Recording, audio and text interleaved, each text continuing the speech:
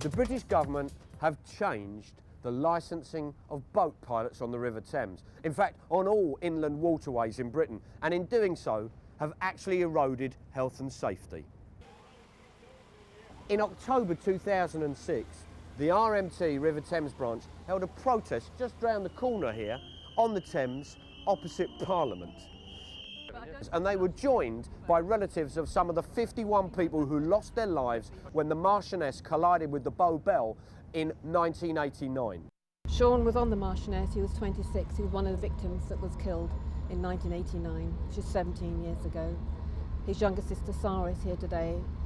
This is the first time either of us have been on the water or gone a boat, so that's how strongly we feel about it.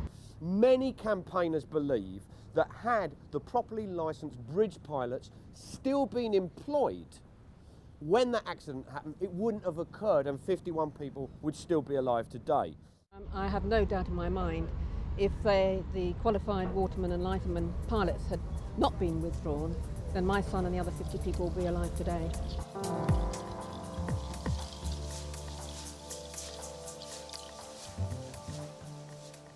Now, since that disaster, things did improve in terms of health and safety on the Thames, but now it's coming under threat again, and the government are using the guise of harmonisation with Europe to do it. There's a reduction in overall from 5 years training, which currently exists for watermen and lightermen, down to 2 years under the new proposals by directive from Europe about standards, harmonising standards throughout Europe. Under the new European legislation, instead of 10 weeks mandatory training, they'll have 1 week. Instead of 2 examinations, there'll be 1 examination. And a mandatory 750 days worth of training on the river will be replaced by 360 days. We've got an age limit to work on a boat of this size, for instance, of 25. That's going to go down to 21. With that, you lose that much experience. It's quite clear that these European directives that have come out on the inland waterways is going to mean that to obtain a licence for a boatman, it's going to be a lot easier. And we're not saying it should be harder, but the reality is there's so much more traffic going to be using the Thames now in the future, which we welcome. It's a good form of transport. But what we don't want is another Marchioness to take place on the Thames. And what we don't want is to have our members or the travelling public's safety compromised in any shape or form. We use as our quote here that the safety of the people shall be the highest law, and I hope the Minister, Dr. Stephen Ladenman, will remember that.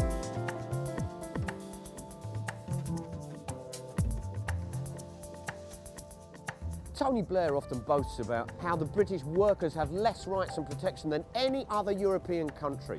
And the new boatmasters licensing is a prime example of removing protection from working people. It literally is selling workers down the river under the guise of harmonisation with European directives, when in fact there's no reason why British workers shouldn't enjoy the protection and safety that their counterparts in Europe enjoy, when Britain especially boasts of being of the heart of Europe. We hear that they don't do it in Paris, on the River Seine, and the Rhine in Germany. Well, that goes for about 4 or 5 different countries, the Rhine. They've been all exempted. There is an opt-out clause within the EU directive, which other countries like Germany and Netherlands have taken, and they've kept the higher age group to of 21 and 25. It's all experience. It's, you know, they're condensing experience takes a lifetime. The tidal River Thames has an enormous amount of traffic upon it. Dredgers, tugboats, motorboats, ferries, passenger vehicles, as well as houseboats, all vie for space out here. For this place to remain safe, it's essential to have a knowledge of the moorings, the bridges, the tides, and the currents of the river.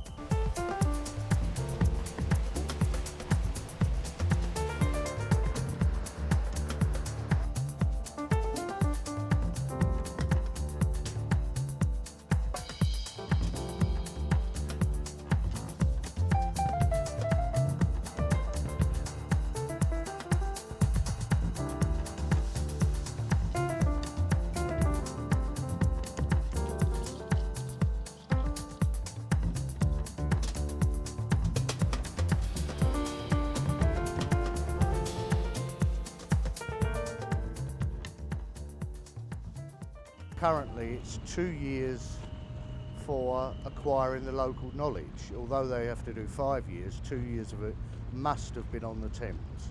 So to acquire the local knowledge of the Thames, under the Boatmaster proposals they're reducing that from 2 years to 6 months. So it's a 75% reduction there. It's local knowledge. Well, in gaining local knowledge, you need to know the way the water's flowing, where the tidal patterns are. You need to know the best ways to get through things. You need to know the points where you should navigate by and everything else. You're not going to gain that overnight. Nobody's going to gain that overnight. It just changes. Every part of the river you go to is different. You've got to learn. Well, no one knows it all. So you've got little bits of local knowledge everywhere. So you always find out your mate. You're working somewhere you haven't worked before. But I mean, during your 5 years, you should have worked everywhere. Now, traffic is already increasing on the Thames, and with the 2012 Olympics in the offing, it's going to get even more as barges are moving more aggregate up the river, and there's going to be an increase in passengers on the river. So clearly, any attempt to reduce river safety is misguided. You've got boats carrying can carry 400 or 500 people now, whereas years ago they were 300 tonnes in weight. They were happy carrying 100 people. That was a big boat years ago, and the profit was still there. But now it's all geared to profit. Campaigners see these changes as part of a bigger picture, as part of globalisation, where profits are increased at the expense of workers' wages and living conditions and health and safety. They don't care. Owners don't care. These are private companies that operate on the River Thames. Private companies are for profit only. Well, behind it, it's easier to get a boatman's licence. You haven't got to train them so long, so it's cheaper. Secondly, they'll be able to get people from former Eastern European countries to come into here with a boatman's licence they've obtained for a far cheaper way. We're not against any work of any country working on here, so long as they've got the proper regulations and proper licences and certificates to operate ships on the Thames. Politicians dislike protest, and an increasing number of obstacles now confront those wishing to express their discontent. Under the Serious Organised Crime and Police Act 2005, public protests within 1 kilometre of Parliament Square are now illegal without Metropolitan Police permits. However, with national RMT support, the River Thames branch, getting permission from the police, had a protest on the Thames, and after leaving the embankment, the protesters moored opposite the Houses of Parliament, where from 12:15 onwards they delivered a noisy broadside to the lunching parliamentarians and their guests.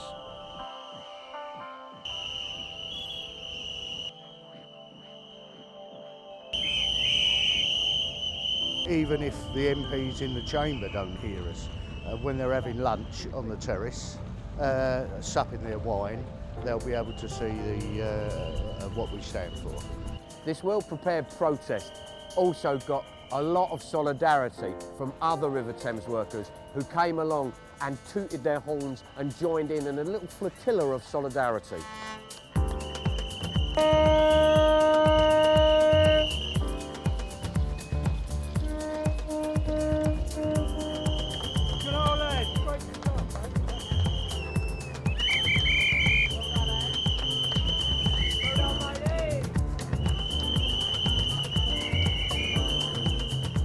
MPs such as John MacDonald and Kate Hoey, part of a parliamentary group who represent the RMT's concerns in Parliament, also showed their solidarity.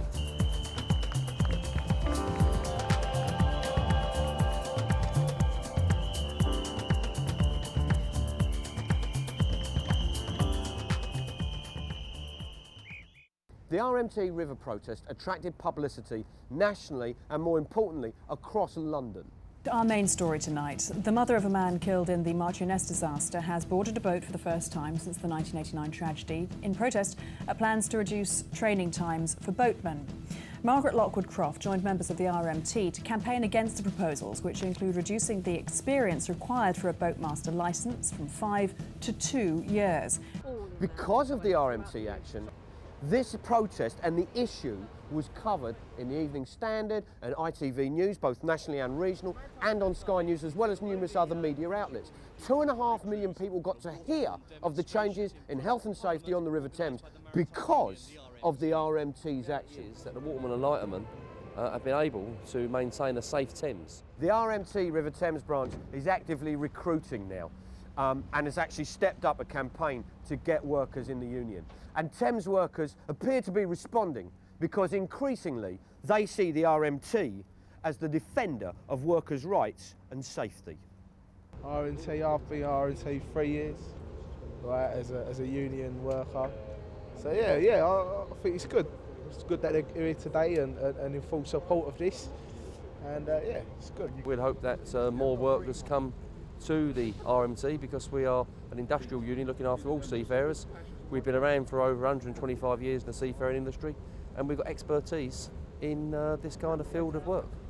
We've had to fight generations on the river for a standard of living, and it's a continuous fight. It hasn't stopped. We haven't reached the 21st century and it's all stopped now. We've still got governors who live in the Victorian era and would employ anybody to do the job. There's a need out there. We've gradually grown the branch and it's still growing. And we're going to continue to recruit out there and have campaigns for recruitment. So the RMT's in a good position on the Thames, and it's the only trade union that is doing things for its members. You know, what the members want, the RMT has delivered. Well, since this film was made, the issue regarding the boatman's licensing along the Thames has been through the House, and to sum it up, we lost the pass. We didn't achieve the result we wanted through Parliament. But one has to wonder that whether it was necessary for the Minister for Transport, Ladyman, to carry out a gratuitous attack on the workers along the River Thames. He likened the workers on the Thames to a cosy club that reminded him of the worst excesses of the print industry in the 50s. I don't understand what he means by his attack on the print workers, but I'll tell you this, the workers along the River Thames are not a cosy club. They work hard, they earn money in wages that really, to live in London and the south of England on the salaries that they bring in is nothing to boast about.